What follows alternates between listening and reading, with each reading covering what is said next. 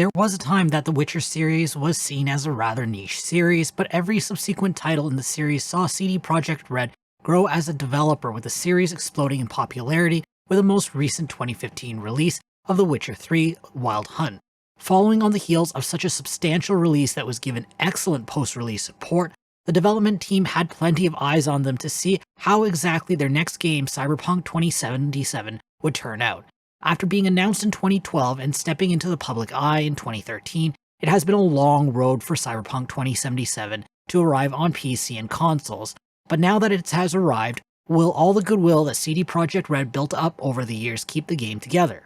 Players take on the role of V, a character that they take the reins in creating right off the bat with what is a surprisingly limited character creation system. Here, players can determine V's orientations as well as their starting path, with Nomad, Corpo, and Street Kids being the choices that will provide players the initial hour or so of gameplay, and provide a number of background-based dialogue choices throughout the game's various character interactions. No matter how players choose to start V's journey, it always ends the same way and culminates in a rather odd, slapdash montage of events that feels like something players should be experiencing and playing through themselves, but instead serves to place players in an established place. After the montage, V has become something of a mercenary for hire, willing to take on any job, be it working for the police, something completely illegal, or a grey area. And her best friend and partner in crime, Jackie, and tech wizard T-Bug have just landed a job that will set them up for life, stealing a mysterious chip from the largest tech organization in the city, the Arasaka Corporation. Despite the risks that come with taking on such a large-scale job, the crew agrees only for things to go incredibly wrong at the 11th hour. As a result, not only does V end up with basically no one who can help her out, the result of the heist has left her with a ticking time bomb in her mind, a biochip containing the mentality of Johnny Silverhand, an infamous terrorist who had long passed away in Night City, planted firmly inside her skull. With Johnny's techno-ghost now haunting V and being a threat to her long-term being, it's up to V's connections with those willing to work with her, and others seeking to find the truth behind the various nefarious events that would be spoilers to mention, to find a way to survive her current predicament.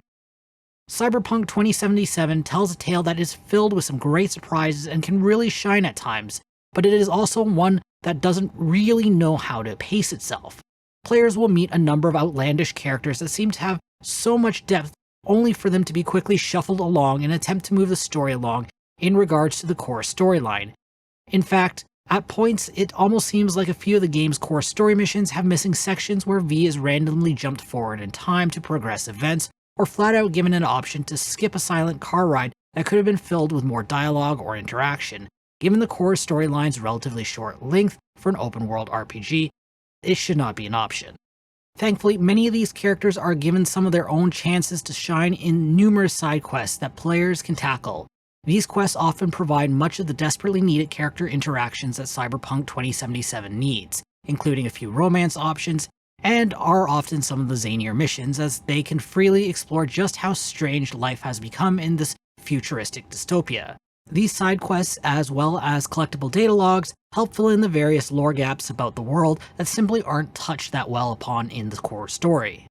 That being said, there is a certain character that does stand out as an exception from the rest of the world, and that is Johnny Silverhand, who plays the key role of being the devil on the player's shoulder more often than not. Silverhand constantly chimes in regarding player choices and missions, and can react positively or negatively in the way players choose to interact with some quests or characters, and this does end up being one of the strongest points of Cyberpunk 2077 as a whole, bringing the quality of the core narrative up by a significant degree.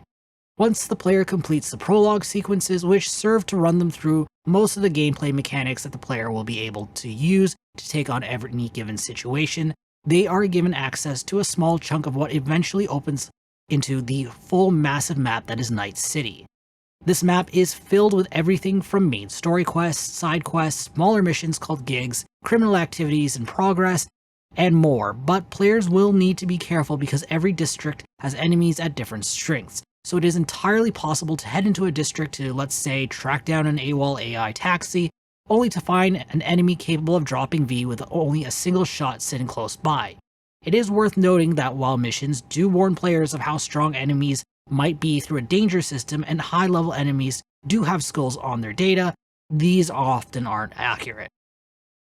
Most missions and tasks in Cyberpunk 2077 offer players a number of different approaches when it comes to navigating through an area and completing their objective. In some areas, there may be doors or shutters that can be brute forced open with enhanced strength or hacked with technical skill, giving players a stealthy backdoor into a hostile area. Other options for the same location may include smooth talking past a receptionist, paying Eurodollars as a bribe, hacking enemy vision, or disabling security equipment from a distance, or if all else fails, simply going in guns blazing. The amount of options available to players is quite nice, though there are some balance issues when it comes to stealth and simply taking the violent route, especially when one considers, outside of occasionally providing a bit of extra dialogue, there is no reward for playing non-lethally. There is no karma system or even a reputation system for the various gang factions in the city outside of the simple street cred that is awarded for defeating an enemy. In fact, a whole series of side missions that specifically request players only knock out certain enemies in the world can be brutally taken down with any weapon and are still treated as unconscious. This means that players who want to sneak around, avoiding enemy vision cones, and using V's hacking abilities to limit what enemies can do have no real reason to do so other than to see how capable they've managed to become at stealth.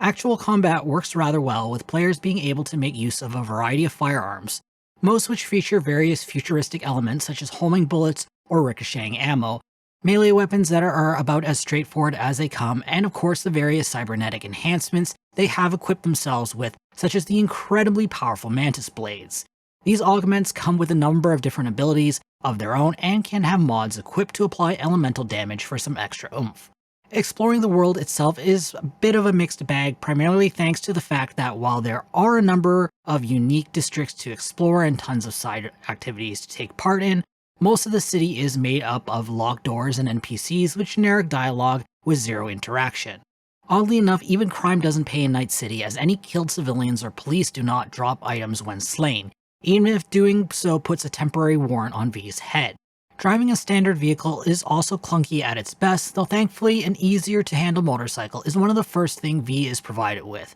Even exploring with enhanced augments, like double jump, can lead to more problems, as the developers did not seem to think players would use such abilities to try to explore rooftops, as doing so often led to a forced reload once V either fell through the world or ended up stuck in a rooftop unable to move.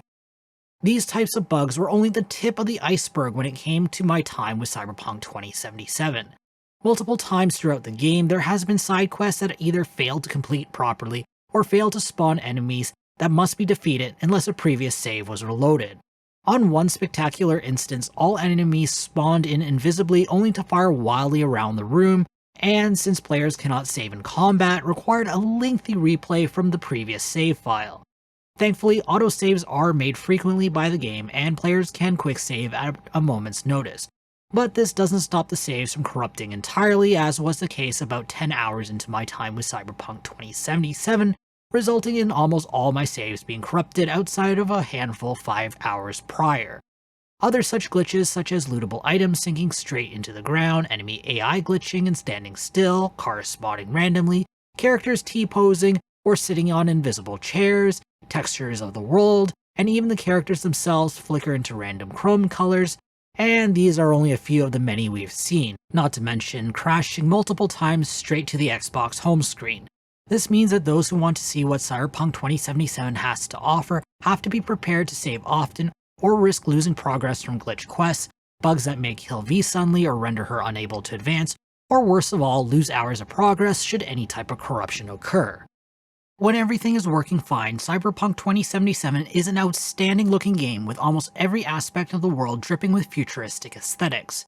Buildings are covered in bright holographic billboards advertising the latest augments. Most firearms feature morphing animations for the first time V equips them as they form to your hand, and almost every story character features some unique form of futuristic looking design, though once again vehicles do feel a bit on the weaker side when it comes to the design. As mentioned before, this is only the case when everything is working fine. Players will likely run into many of the aforementioned problems, as well as other issues such as witnessing strange vehicle pop-ins or the complete loss of textures for NPCs that can only be fixed by fast traveling. The soundtrack for the game features a number of great pieces of music, and players will have access to a large number of radio stations whenever they are driving in a vehicle. though it may take some time to figure out just what type of genre each station plays due to their unusual naming conventions. As for the voice work, CD Projekt Red has gone all out for the game's signature character Johnny Silverhand, as he is both modeled after and voiced by the famous actor Keanu Reeves. Reeves' voice work for Johnny is top-notch, and it is nice to note that every line in the game is voiced, even V's dialogue choices, which is a nice touch, especially since the voice acting for most of the game's story and side quests are handled quite well. Of course, there is a caveat here that players will need to keep an eye on the game's subtitles, as quest dialogue can glitch out entirely, with NPCs not actually speaking or having a random NPC or shopkeeper talking over them instead. Cyberpunk 2077 has found itself in perhaps the worst situation a highly anticipated title can end up in. When everything is working, the storyline is quite engaging and features plenty of enjoyable side content that helps expand the world in a satisfying manner as players take down their foes with a wide array of tools and options at their disposal. Unfortunately, a lack of balance in combat can make certain enemies feel unrewarding, and as engaging as the story is, it is rather short as a whole should players focus only on the core story path. When things aren't working right, which is more often than not, players will experience hard crashes, buggy quests that require reloads, items vanishing from storage, frequent visual glitches, and many more issues that plague almost every element of the game. As a result, it is clear that Cyberpunk 2077 can be a great game, perhaps not quite as extensive as some may have hoped, but that is only after it manages to clean itself up much like V can clean up the streets of Night City. We're awarding Cyberpunk 2077 7 capsules out of 10. If you want to read this review written by Capsule Computers senior editor Travis Bruno, be sure to check out the link in the description or in the video's card. If you have a suggestion on what game you want us to review or preview next, make sure to leave us a comment below. I hope to see you soon. This is Jamie from Capsule Computers signing off.